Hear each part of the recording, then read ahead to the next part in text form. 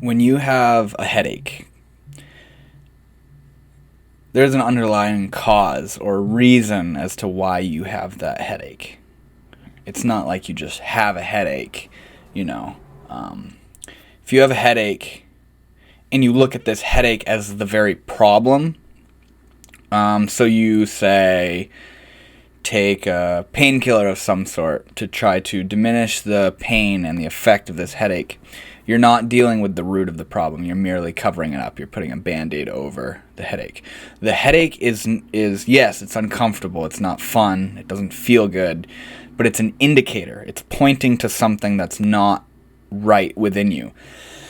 Whether you're dehydrated or it's the onset of a cold or something, or you haven't eaten enough, or you're not getting enough sleep, or you've been out in the sun too much, or whatever it is, or you haven't had coffee, or whatever it happens to be as to why you're having this headache.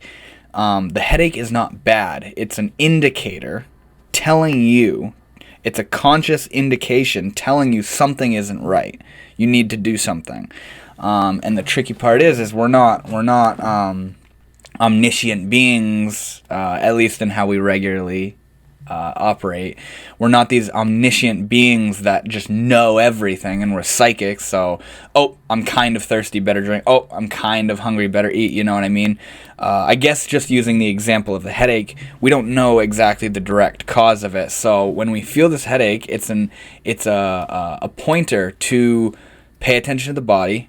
Pay attention to what we're doing, to what we're putting in the body, to how we're treating our body, drink some water, have some coffee, get some rest, get out of the sun, get some exercise, whatever it may be.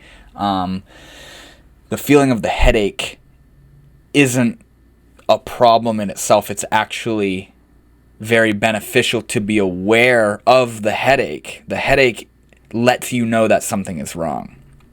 Or say you feel hungry.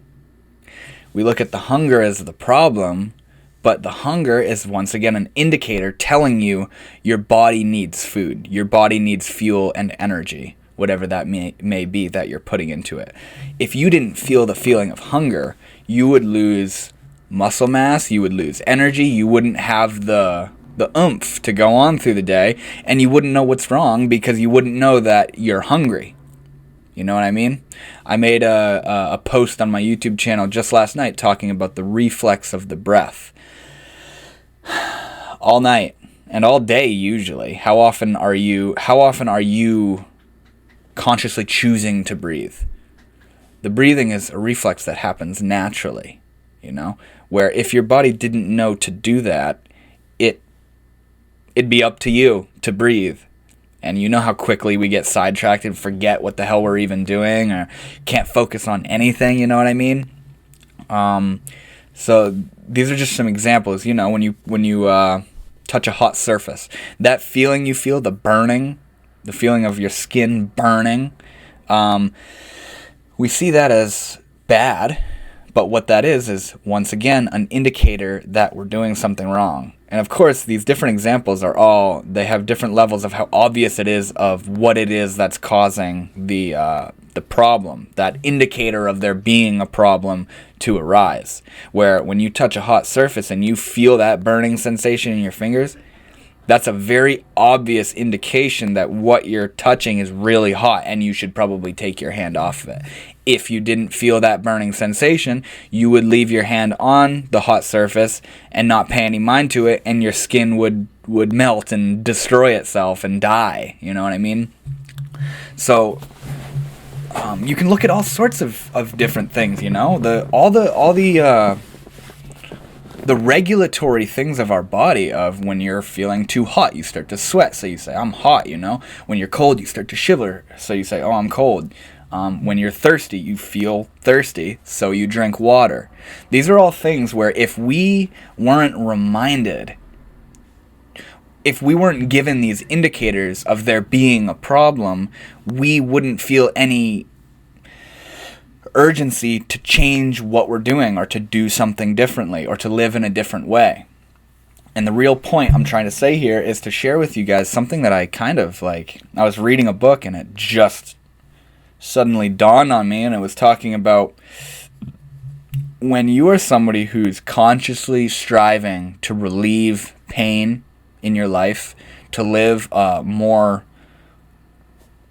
life of higher well-being, which at the end of the day we all kind of are, but not everybody is actively engaging in this process of trying to work on themselves and to cultivate well-being, peace, love, compassion, joy, humor. Not everybody's really invested in trying to live their lives in such a way, even though at the end of the day that's all kind of what we're looking for is well-being.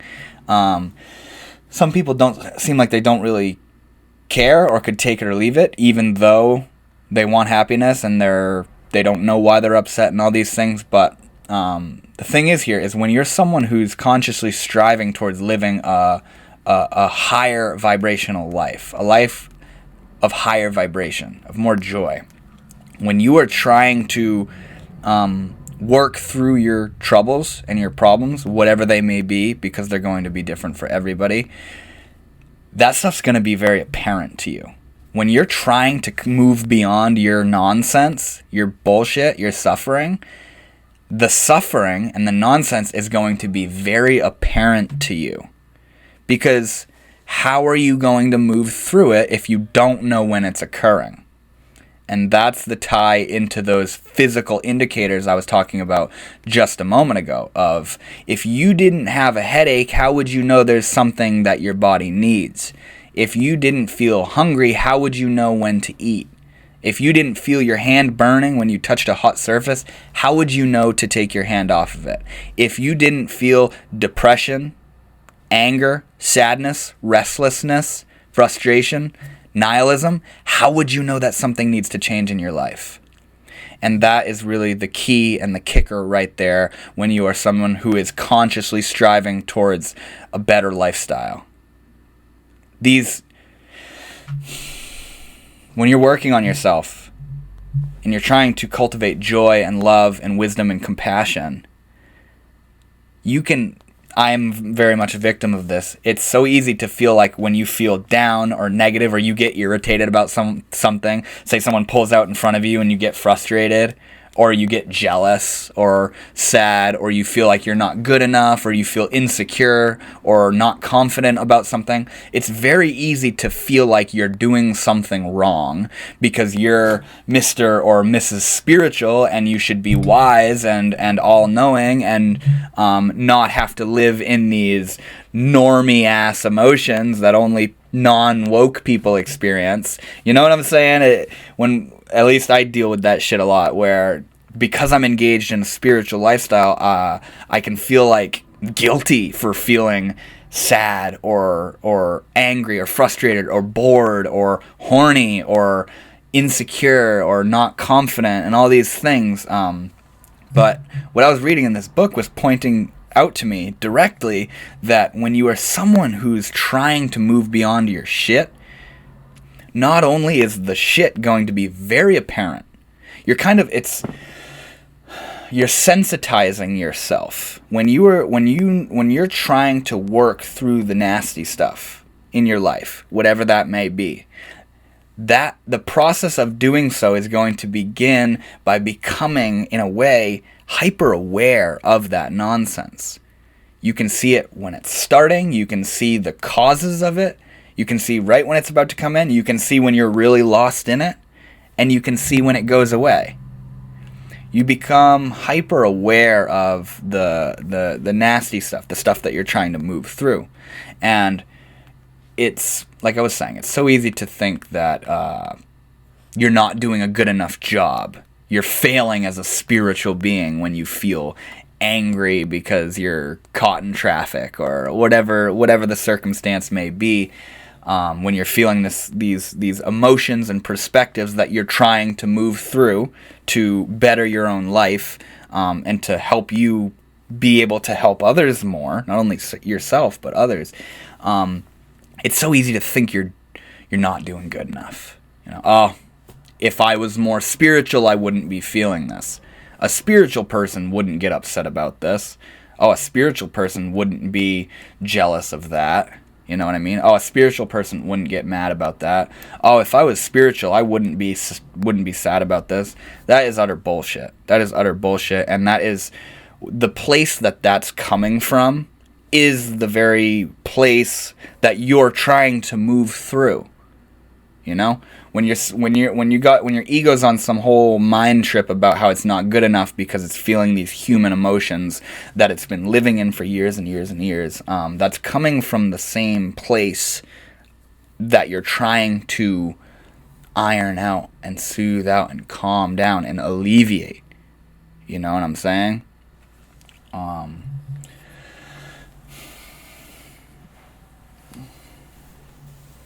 The main thing here is that when you're feeling negative emotions, that is in the same way as when you're hungry and your body needs food and sustenance. You are given the feeling of hunger. You are gifted the feeling of hunger to let you in on the fact that your body needs food.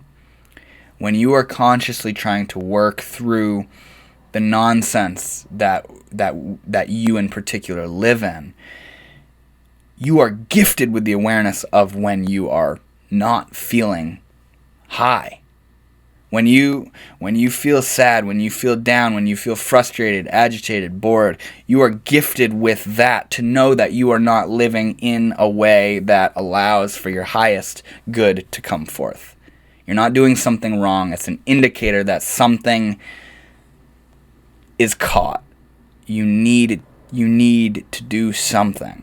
And see, that's the complicated part, is trying to discern what it is that you need to do to be able to move through that. That last 30 seconds kind of felt a little weird. I hope that made sense. What I'm saying here essentially is that the negative feelings that you feel are not a problem. It's not like you're not doing something right. It's more so an indicator of an area of your life that needs changing. Where, say you hang out with somebody and you feel this negative feeling. Maybe there's some sort of weird energetic tension between you and this person that needs addressing, or whatever it may be. It's so highly variable what will cause us to get all uptight and weird about stuff. You know what I mean? But the main thing here is that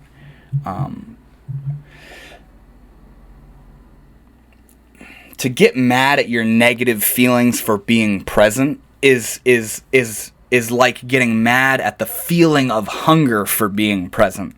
When the feeling of hunger and also these negative feelings are only an indicator for something else that needs changing. Another area that needs action to be taken. You see? Don't get mad at your body for feeling hungry when you need food. Don't get mad at your body for feeling sad when you're not living in a high state, in a high way, in a good, beneficial, wholesome way.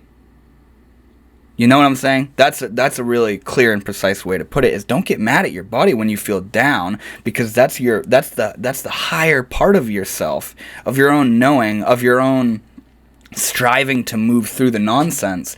That's the higher part of yourself indicating to you something that needs to change. Because I feel like our natural state, our natural way of being is joy and love and humor and abundance and fun, gratefulness, gratitude, acceptance, surrender, unity, you know? So when we're feeling alienated from that, there's the presence of feelings of tension, restriction, sadness, meaninglessness, frustration, anger, judgment, jealousy, insecurity, nihilism, boredom, lack of confidence, whatever sort of fragmented way that the straying from our essential being takes shape as. That is an indication that something is not jiving with us. We're not living in as good a way as we could be. So, the statement, don't shoot the messenger? That's really what it is. When you feel sad or angry or bogged down or bored or restless or judgmental or whatever it is, don't shoot the messenger. Those feelings are only an indicator to you. It's the spirit talking to the separate ego who operates this mind that it needs to stop controlling the show. It needs to tune in. It needs to do its practices. It needs to find a different way to go about the moment. When we feel these feelings, it's a way of saying we're not operating how we could right now. You know what I'm saying? These feelings are not bad. They're not inherently bad to feel negative or whatever it may be. I feel like it was a really beautiful thing to have pointed out to me in reading this book, is that these feelings, we're not doing something wrong, you know? It's not like my default is sadness and only every once in a while I do something right and then feel high and alleviated and joyful and whatever. It's actually the other way around, where our natural state is love, acceptance, chill, happy, fun. It's all good. But then we have these habits. We have this habit energy, these patterns of living where we live in a negative way that doesn't allow for our potential to come forth. It's really hard to talk about this stuff. And so when we live in such a way, all these negative consequences take place. And it's only pointing you towards truth. It's pointing you back to love. To feel these feelings is pointing you back in the direction of what needs to be changed. It's only an indicator. There's not something wrong with you. It's not that you're not doing good enough. It's that you should remember. You should keep practicing. You should chill out. You should meditate. Go for a walk. Whatever it is. Disengage. Stop talking to the person. Talk to the person. Let go. Listen to some music. Hang out with somebody. Whatever it is. Meditate. Chill out. Stop thinking. Stop doing. Retract. Recede from doing. Whatever it is. When we're feeling a negative moment, you know, I mean, it's not like when you're enlightened and you touch a hot surface, it's not gonna burn. You know, if you're enlightened and you're operating at your highest and you touch a hot surface, it's still gonna burn. You know, so when you're operating at your highest and you do something, whether it's out of habit or accident, that causes a negative consequence, it's not like you did something wrong. It's a completely natural response of the body to say, don't do that. So sometimes when these negative things respond, it doesn't really require any action whatsoever because it just happened through the karmic unfolding of the moment. You know what I mean? But when we feel a perpetual resistance to life, to ourselves, and we're accompanied by this negativity a lot, I think that is an indicator. A wise, spiritual indicator that something in our lives needs changing, you know, and that's when it should be paid attention to. Of what am I doing that could be causing this negative energy to arise? How am I living my life? What am I doing in my day? What are my habits? What do I think about? Who are the people I surround myself with? What is the food I eat? What's the job I have? You know what I'm saying? Really inquiring, investigating the self. So yeah, I want to make that clear. Just because you're feeling these little bouts of negativity doesn't mean something is inherently wrong and needs to be changed. But a lot of the time, when we feel a reactive emotion, it's because we reacted in that negative way, that habitual negative way, and that feeling, rather than being a problem, it's more so an indicator of, hey man, you don't gotta play that game. You know what I mean? Sometimes we're just gonna feel those little moments, and it's good to just not even associate with it whatsoever. And it will move on, and it's okay, and it just arised because it did, and then it's going to go away, and you're all good, you're not doing something wrong. But other times when we're constantly accompanied by this negative feeling, I very much so believe that can be, as I've been calling it, an indicator saying, hey, something needs to change. You're not living how you could be. You're forgetting. It's kind of a sign of saying, hey man, like it's It's like the engine light, the check engine light. You know, you feel sad, pain, angry, depressed, whatever it is, persistently. It's like a check engine light that's coming on. Like, yo, check your gauges, bro. Like, how are you living your life? You know what I mean? So that's the point. It's